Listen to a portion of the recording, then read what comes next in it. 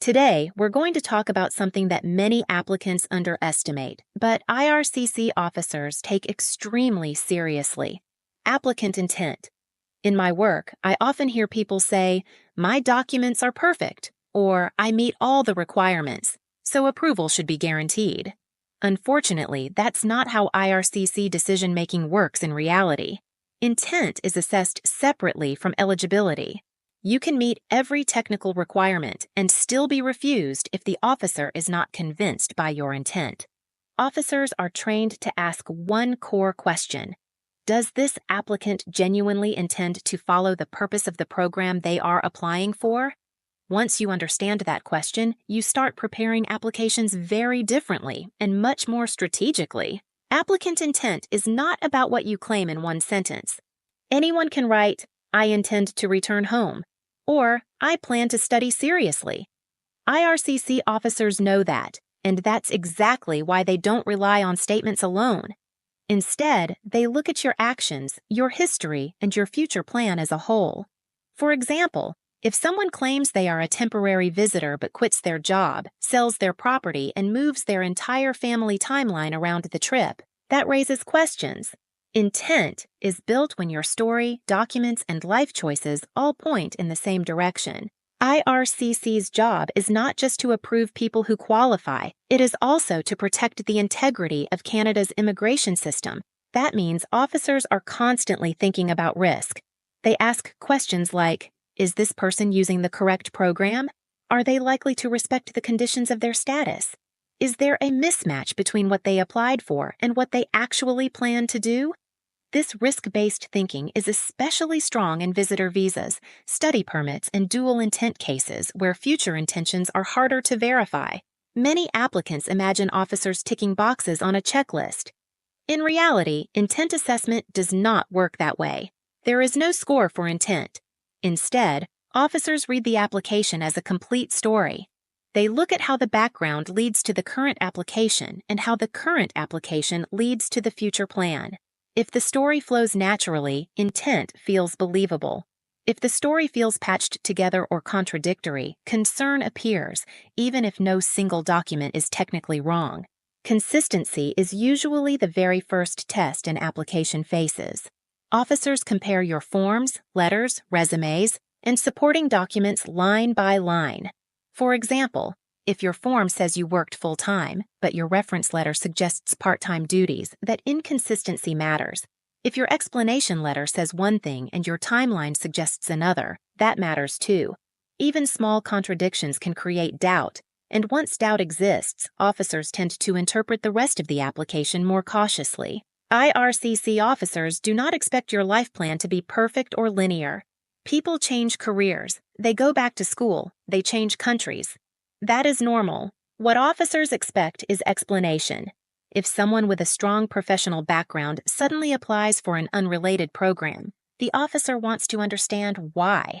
A realistic plan with a clear explanation is far more convincing than an ambitious plan with no logic behind it. Intent must always match the program you are applying for. This point alone explains many refusals. For example, a study permit application that focuses heavily on permanent residence goals may look suspicious, even if PR is legally possible later. A visitor visa that looks like a long-term settlement plan creates concern. Officers are not judging your dreams. They are judging whether your application matches the program's purpose today. That distinction is critical. This is one of the hardest lessons for applicants to accept. Strong documents do not guarantee approval. A well-organized file with many supporting documents can still fail if the narrative is unclear. Officers are not impressed by volume. They are impressed by clarity. If documents explain why decisions were made and how plans connect, intent becomes much easier to accept. Officers review thousands of applications and develop strong pattern recognition. They quickly recognize common red flags. Disconnected plans, unexplained timeline gaps, and inconsistent descriptions immediately stand out.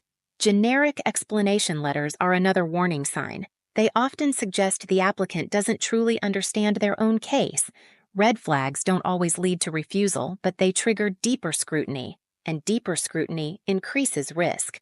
Reducing intent-related risk is not about submitting more paperwork. It is about making your logic clear. When you explain your decisions honestly and connect them to your background, officers can follow your reasoning. Addressing potential concerns proactively shows awareness and credibility. In many cases, a clear explanation letter does more than 10 extra documents. The most important takeaway is this: officers are evaluating people, not paperwork. Intent is subjective, but it is not random. Applications that are clear, consistent, and believable stand out in a positive way. When an officer can easily understand your story, trust builds naturally. And that trust often determines the final decision. Understanding intent assessment changes how you approach immigration applications. Instead of asking, "What document am I missing?" you start asking, "Does my story make sense to an officer who doesn't know me?" That shift alone improves many applications. Once you understand how officers think, you can prepare smarter, clearer, and more strategic submissions. And that understanding is one of the strongest tools an applicant can have. Before we wrap up, I want to leave you with one practical option, especially if you are a DIY applicant. If you've been listening to this presentation, you probably realized something important. Strong applications are not just about documents being complete. They're about clarity, consistency, and how your story is interpreted by an IRCC officer. Many applicants prepare everything themselves, which is absolutely fine. But before submitting, they want a professional officer-focused review. Not to rewrite everything, not to promise approval, but to identify potential risks, gaps, or intent-related concerns. That's exactly what Fly2 Canada's IRCC document review service is designed for. This is not a filing service, and it does not guarantee approval. Its purpose is very specific: to review your existing documents from an IRCC officer's perspective and help you communicate your eligibility and intent more clearly.